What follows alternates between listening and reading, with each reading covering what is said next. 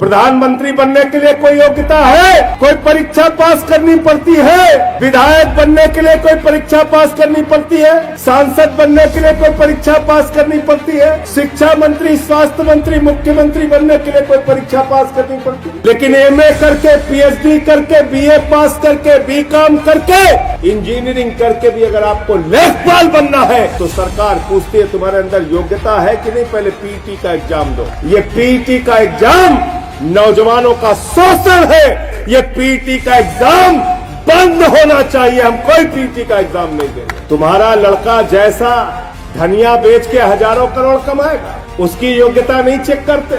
उसको बीसीसीआई का सचिव बना दिया, बेटा हजारों करोड़ क्रिकेट के नाम पे लूटो, अमित शाह के बेटे हो, चिंता करने की जरूरत नहीं। मुझे शर्म आती है उत्तर प्रदेश की आदित्यनाथ की सरकार पे, जो हमारे नौजवानों को जानवरों की तरह गाड़ी में भर के, बसों में भर के पिछले 2 दिनों से परीक्षा केंद्रों पर जाना पड़ रहा है।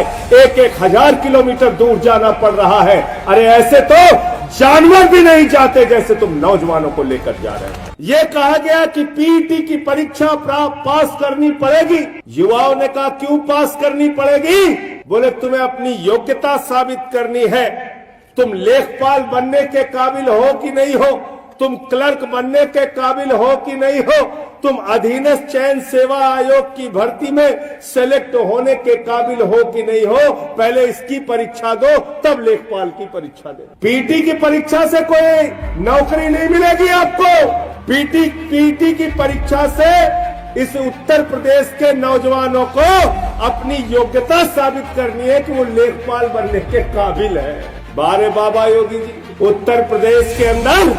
लेकिन अगर आप पूछे यूपी के मुख्यमंत्री की योग्यता क्या है, सरकार कहती है अंगूठा टेको तब भी बन सकता। पूछे शिक्षा मंत्री बनने की योग्यता क्या है, सरकार कहती है अंगूठा टेक है फिर भी शिक्षा मंत्री बन सकता। स्वास्थ्य मंत्री बनने की योग्यता क्या है, अंगूठा टेक है तब भी स्वास्थ्य मंत्री बन सकता। अरे उच्च शिक्षा का, विश्वविद्यालय का मंत्री बनने की योग्यता क्या है, अंगूठा टेक है फिर भी बन सकता है।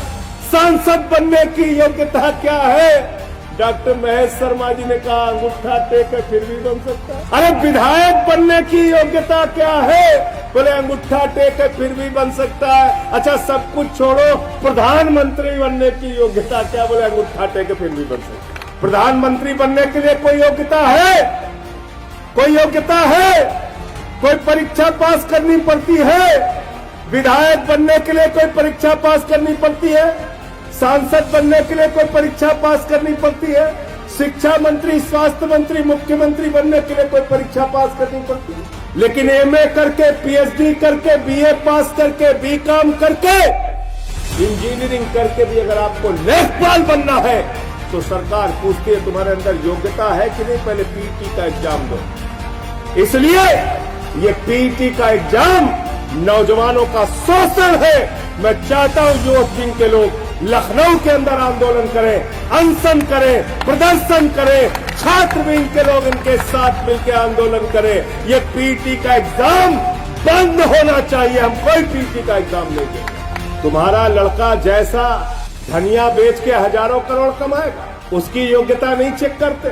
उसको बीसीसीआई का सचिव बना दिया, बेटा हजारों करोड़ क्रिकेट के नाम पे लूटो, अमित शाह के बेटे हो, चिंता करने की जरूरत नहीं। और किसान का बेटा, मजदूर का बेटा, मेरठ में रहने वाला, बागपत में रहने वाला, नोएडा में रहने वाला, गाजियाबाद में रहने वाला, उसको बलिया भेजोगे, उसको गाजीपुर भेजोगे, गाजीपुर वाले को गाजियाबाद भेजोगे, बरेली वाले को बलिया भेजोगे। मुझे शर्म आती है उत्तर प्रदेश की आदित्यनाथ की सरकार पे, जो हमारे नौजवानों को जानवरों की तरह गाड़ी में भर के, बसों में भर के पिछले 2 दिनों से परीक्षा केंद्रों पर जाना पड़ रहा है।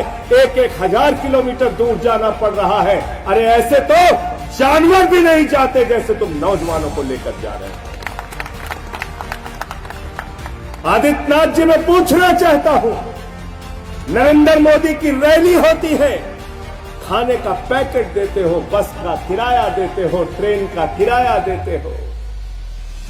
रैली होती है तो 5 स्टार का स्वागत देते हो, लेकिन जब नौजवान अपनी एक छोटी सी नौकरी के लिए परीक्षा देने के लिए जाता है, और परीक्षा भी नौकरी के लिए नहीं, नौकरी के काबिल है कि नहीं है इसकी योग्यता की परीक्षा देने जाता है, तो उसका शोषण करते। 200 रुपए फार्म के ले लिए बाबा जी ने। सोचो 37 लाख बच्चों ने अगर 2000 रुपए भी एवरेज खर्चा किया इस परीक्षा को देने के लिए, तो करीब करीब 740 करोड़ रुपए इस उत्तर प्रदेश के नौजवानों का लूट लिया गया।